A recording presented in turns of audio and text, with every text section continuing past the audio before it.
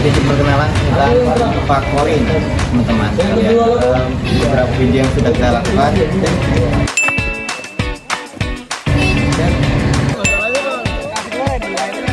Ya, itu merupakan beberapa contoh video yang kalian lihat yang pernah kami ambil sampel coringnya. Kami akan menjelaskan pada video kali ini. Tonton video kami kali ini selanjutnya. Let's go. Oke. Apa sih itu pipa coring? Jadi pipa coring itu merupakan alat yang digunakan untuk mengambil contoh sedimen secara vertikal dari dasar permukaan tanah atau dasar sungai, rawa maupun dasar laut. Contohnya seperti ini alatnya. Baiklah, untuk selanjutnya teman-teman, saya akan masuk pada tujuan dan manfaat dari pipa coring ini atau pipa coring ini. Yang pertama dari tujuannya yaitu untuk mengetahui susunan lapisan sedimen secara vertikal dari suatu lokasi seperti rawa, sungai, dan pesisir. Kebetulan kemarin kita mengambil sampel pipa coring ini ada di sungai, tepatnya di Sungai Merambai. Selanjutnya menganalisis perbedaan litologi mulai dari warna dan ukuran butir. Selanjutnya, dari manfaat kegiatan dari pipa coring ini yaitu memberikan data geologi permukaan bawah tanpa harus kita melakukan pengobaran secara besar-besaran. Ini termasuk cara yang lebih manual dan praktis untuk mengetahui susunan sedimentologi di dalam tanah, yaitu di dalam sungai. Lalu selanjutnya, membantu memahami dinamika proses sedimentasi yang terjadi di suatu daerah seperti di Samarinda.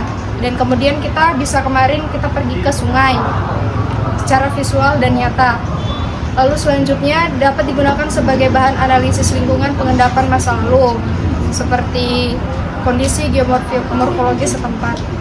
Lalu selanjutnya yang terakhir, manfaat yang paling penting yaitu menjadi sarana pembelajaran penting untuk mengetahui kemampuan observasi, analisis litologi, dan interpretasi stratigrafi bagi mahasiswa geologi.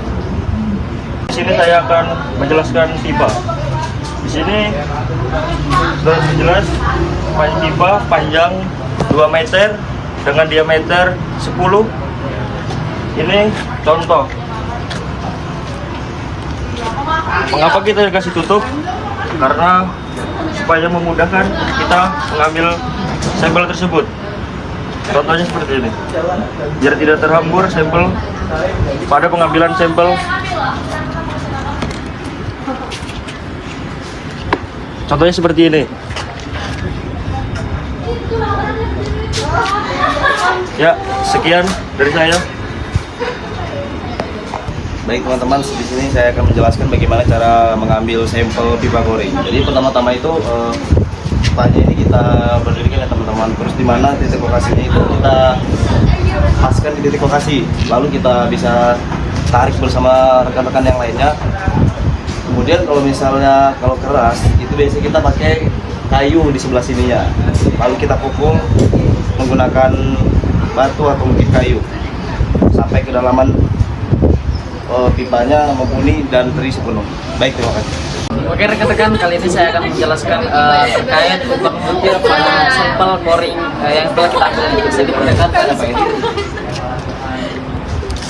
Nah teman-teman, bisa kita lihat pada sampel coring ini yang dimana pada bagian atasnya atau topnya dia memiliki ukuran butir yang halus. Bisa kita lihat seperti pada ini, yang dimana ukuran butir sini lebih halus daripada ukuran butir yang ada di bagian bottomnya atau di bawahnya. Bisa kita lihat dari sini, kita bisa ambil ukuran butirnya. Dia lebih besar ukuran butirnya daripada yang di bagian topnya ini. Mungkin saya akan jelaskan sedikit mengapa demikian bisa terjadi. Karena ukuran butir ini dia bisa ada besar, ada kecil karena pengaruh dari kuat arusnya dari sungai tersebut. Yang dimana apabila kuat arusnya semakin deras, maka dia akan menimbulkan ukuran butir yang lebih besar. Begitu juga sebaliknya. Apabila dia arusnya itu sedang atau lemah lambat, itu dia bisa menghasilkan ukuran butir yang halus, lebih halus daripada kuat arus yang lebih besar. Yang mungkin bisa kita lihat dari sini lagi, dekat.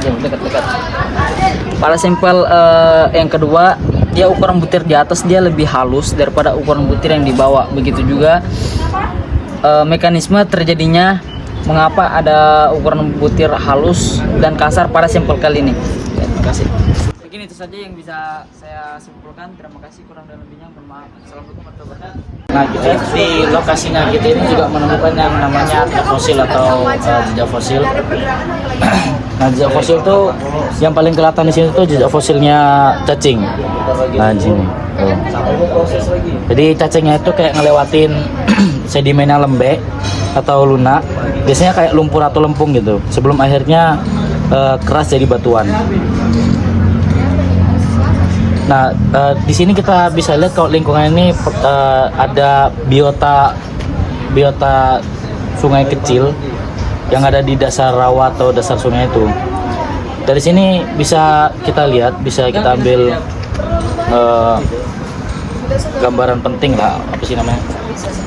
Nah, itu bisa dibuat seperti kecepatan arusnya itu bagaimana, cepat apa, atau sejarah purbanya lah, sejarahnya sungai itu. Seperti kecepatan arus, habis itu kestabilan yang ada di permukaan dasarnya itu gimana. Oke, jadi kita bisa menyimpulkan ya dari hasil coring yang kita dapat bahwasanya bagian atas itu terdapat plat atau lumpur. Nah, lalu di bagian bawahnya terdapat kasar ya, dan berarti pasir. Jadi kita bisa lihat nih, masuk pendidikan bahwasanya dari data sampel yang bisa saya tentukan ya.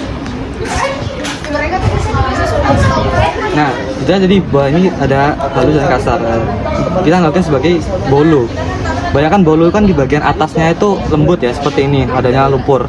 Yang bagian bawahnya itu kasar atau padat kasar menyerupai lapisan pasir bawah permukaan. Jadi tekstur ini menunjukkan energi endapan yang berbeda. Jadi yang di bawah ini terbentuk di arus yang lebih kuat, sementara di bagian atas ini terbentuk dari lingkungan yang lebih tenang. Jadi kita bisa membedakan ya dari hasil data yang kita dapatkan seperti itu saja. Teman-teman, kalian sudah lihat kan video penjelasan dari kami tentang pipa coring. Nah, begitu aja mungkin video sekian dari kelompok kami, kelompok 4 sedimentologi. Jangan lupa kasih nilai dari video kami. Terima kasih.